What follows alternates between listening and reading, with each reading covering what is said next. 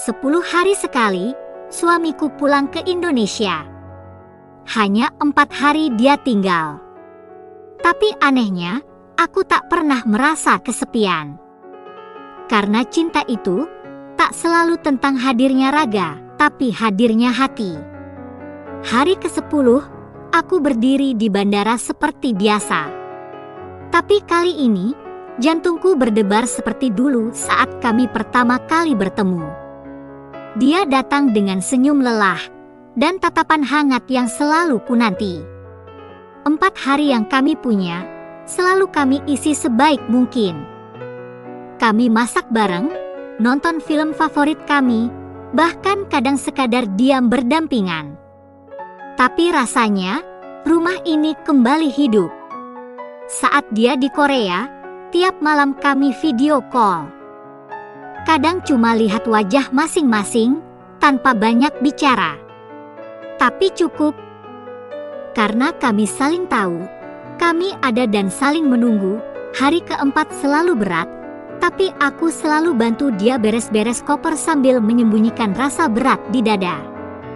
Aku sisipkan foto kecil kami di dalam dompetnya, agar dia tahu bahwa hatiku ikut bersamanya. Kami tak pernah menangis di bandara. Kami berjanji, setiap perpisahan hanya akan dipenuhi doa, bukan air mata. Sampai jumpa, bukan selamat tinggal, katanya sambil kecup keningku. Dulu, aku takut hubungan jarak jauh akan merenggangkan cinta kami. Tapi ternyata, justru jarak mengajarkan kami arti menghargai dan cara mencintai yang lebih dalam. Kadang, cinta tak perlu hadir setiap hari. Tapi ketika dia datang, dia membawa cukup hangat untuk 10 hari ke depan. Dan itulah kenapa aku mencintainya setiap hari. Lalu, bagaimana kisah selanjutnya? Inilah cerita selengkapnya. Awal kami membangun sebuah rumah tangga, semua tampak berjalan normal-normal saja. Bahkan yang kurasakan kita hidup penuh nuansa bahagia. Akan tetapi belum genap 5 tahun kami berumah tangga, pernik-pernik cobaan mulai tampak terasa. Bahkan hingga sampai pada titik aku hampir putus asa.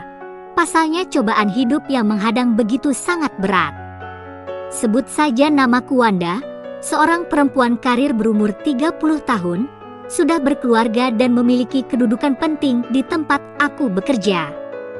Suamiku bukan orang dalam negeri, dia adalah orang Korea, dan kami memiliki seorang putri yang manis.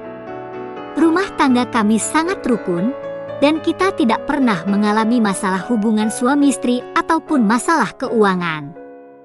Baik aku maupun suamiku, sama-sama mempunyai posisi yang sangat tinggi di perusahaan kami masing-masing. Suamiku sering pulang pergi dari Korea ke Indonesia, dan selalu singgah di Malaysia sebelum dia akhirnya mendarat di Bandara Suta. Hal ini disebabkan karena dia bekerja di Korea, apalagi dia tidak begitu bisa dalam bercakap-cakap menggunakan bahasa Indonesia, sehingga dalam keluarga kami selalu menggunakan bahasa Mandarin dan bahasa Inggris, dan putri kami pun, yang bernama Tania Salsabella menguasai 3 bahasa. Aku sangat menyayangi suamiku, dia selalu pulang ke Jakarta hampir setiap 10 hari sekali, tetapi walaupun demikian aku tidak merasa kesepian, dan tidak punya keinginan untuk mempunyai kedekatan dengan laki-laki lain. Walaupun sejujurnya banyak teman laki-laki di sini sering memancingku, bahkan ada juga yang secara terang-terangan mengajak main gituan, sewaktu dia tidak ada di Indonesia. Akan tetapi aku selalu menolak dengan berbagai alasan, karena aku sangat menyayangi dan mencintai suamiku. Suatu hari, tepatnya pada pukul 6:30 malam, aku baru saja menyajikan makan malam bersama Tania putri kesayanganku. Dan rupanya Tania melahap menu masakanku, yang menjadi kegemarannya, sehingga membuat dirinya semakin gemuk.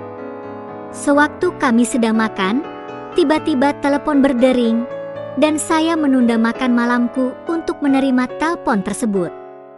Dan ternyata orang di telepon itu adalah suamiku sendiri yang mengatakan bahwa malam ini dia sedang berada di Korea Airport bersama rekan kerjanya. Dia berkata bahwa dia sangat kangen sekali denganku, dan malam itu juga dia mau langsung terbang ke Indonesia untuk melampiaskan hal itu. Percakapan kami sekitar 5 menit terpaksa berhenti, karena adanya suara wanita di latar belakangnya, bahwa dia harus boarding pass, karena pesawat akan segera diberangkatkan. Dengan perasaan sedih dan kesal, aku terpaksa mengakhiri percakapan itu, dan ketika aku berkata, "Hati-hati ya Pak, love papi," telepon sudah terputus. Lalu untuk menghilangkan perasaan kesalku, aku mendekati putri perempuanku, yang rupanya sudah mengakhiri makan malamnya.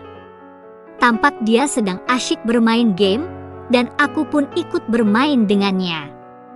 Dan sewaktu aku sedang asyik bermain game dengan putriku, tiba-tiba telepon berdering lagi, dan aku menyangka bahwa itu dari suamiku, tapi ternyata bukan. Orang yang sedang menelepon itu adalah adik kandungku sendiri. Dia seperti hendak berkata sesuatu dengan perasaan sedih, dan aku mengetahuinya karena dia tampak gugup sekali sewaktu hendak berbicara denganku. Tak lama akhirnya dia menceritakan bahwa dia baru saja menyaksikan tayangan kecil 4K-an pesawat terbang di salah satu stasiun TV. Dan juga dia menyebutkan nomor penerbangan pesawatnya yang membuat hatiku hancur berkeping-keping. Karena ternyata suamiku, ayah Tania yang sangat aku sayangi, berada di dalamnya. Spontan aku menangis dan lemas, lalu tidak ingat apa-apa lagi. Dan setelah aku sadar, adik perempuan yang menelepon tadi tahu-tahu sudah berada di sisiku bersama suaminya dan Tania. Melihat mereka, aku menjadi menangis kembali, dan mereka menyarankan agar aku segera terbang ke Korea. Dan pada saat itu juga aku mengiyakan saran mereka, lalu aku bergegas berangkat ke airport dengan menggunakan taksi. Sementara adikku dan suaminya menemani Tania untuk beberapa hari selama aku pergi ke Korea. Selama di perjalanan, aku tidak henti-hentinya menangis dalam batin. Aku tidak mau sopir taksi tahu bahwa aku sedang duka. Sesampainya di bandara, aku dengan susah payah mencari tiket, walau dengan harga berapapun aku beli, dan akhirnya aku pun bisa terbang. Setibanya di Korea Airport, aku langsung mencari kantor Malaysia Airlines dan mencari informasi secara detail tentang orang-orang yang ada dalam insiden tersebut. Setelah diidentifikasi semuanya, ternyata betul bahwa ayah Tania berada di sana. Aku langsung shock dan duduk seorang diri dengan penuh rasa bingung dan cemas. Aku masih bengong saja dan tak tahu harus berbuat apa, hingga sampai ada seorang keturunan negro yang tak ku kenal menghampiriku. Pria tersebut berperawakan ideal dan berkumis tebal. Dia begitu peduli dan ramah sama aku. Setelah kita bincang-bincang, aku mengetahui bahwa dia juga kehilangan istri dan putranya di dalam peristiwa tersebut, persis yang dialami oleh suamiku. Aku juga semakin lama semakin tidak mengerti mengapa akhirnya aku akrab dengannya yang baru saja aku kenal. Lalu dia mengajakku ke sebuah restoran yang tidak jauh dari airport. Kami saling bertukar pikiran mengenai kehidupan kita masing-masing. Lalu aku dipesankan 2 botol minuman, dan kita pun sama-sama minum minuman yang dia pesan untuk menghilangkan rasa kedukaan yang kita alami masing-masing. Jujur ku akui bahwa aku tidak pernah minum minuman tersebut selama hidupku. Sehingga hanya dengan beberapa teguk saja, membuatku menjadi pusing dan mata berkunang-kunang serta pikiran melayang-layang. Aku masih ingat saat dia mempah aku masuk ke mobil, dan di saat itu pikiranku melayang-layang, sambil aku ngomong-ngomong sendiri tidak jelas. Selama di mobil aku kembali menangis, tertawa dan kadang memarahinya. Aku benar-benar tidak tahu kemana dia akan membawa pergi. Akhirnya aku merasakan mobilnya berhenti di suatu tempat. dan aku dalam setengah sadar merasakan bahwa diriku sedang masuk apartemen, berada dalam ruang yang tidak begitu lebar. Aku membujur lem 4S dengan memanggil-manggil nama suamiku. Tak lama dia pergi meninggalkanku seorang diri, sementara aku tetap terus berteriak-teriak memanggil nama suamiku dalam bahasa Mandarin. Kadang-kadang aku tertawa, dan kadang-kadang pula aku menangis sendiri, sambil mengacak-acak benda di sekitar ruangan. Beberapa jam kemudian, dia datang di mana aku sedang berempat ring. Aku melihatnya samar-samar dalam keadaan setengah sadar. Aku memperhatikan bahwa dia sedang memberi pertolongan kepadaku dengan kain yang sudah bercampur dengan es batu kecil-kecil. Aku tahu bahwa dia ingin membuatku sadar agar tidak seperti orang kesurupan akibat peristiwa dan minuman itu. Dikala dia sedang memberi tindakan dengan kain itu, aku langsung menyerbu, mengobrak-abrik pertahanannya, tentunya dalam keadaanku yang setengah sadar. Saat itu aku menyangka bahwa dia adalah suamiku, sehingga perhelempatan seru layaknya kayak waktu malam pertama terjadi. Namun dia tetap tenang dan fokus dalam memberi tindakan, mungkin agar aku segera dapat siuman.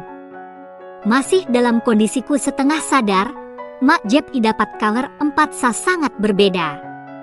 Yang ku tahu dia orangnya begitu peduli dan sangat paham sekali bagaimana cara memperlakukan perempuan yang kayak gitu. Pelan tapi pasti, perlahan tiada henti, semangatnya benar-benar membara untuk menebus duka yang mendalam.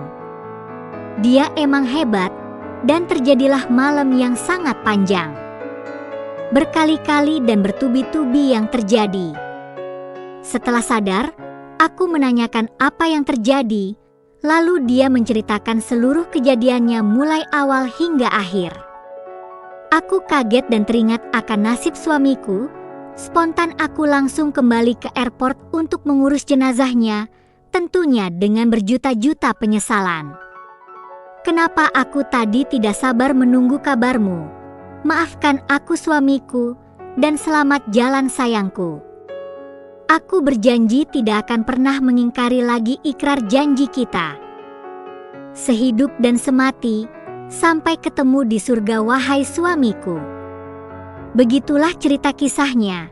Semoga dengan posisiku sebagai kaum lemah ini, tidak semua kesalahan akan ditumpahkan kepadaku. Terima kasih dan wassalam.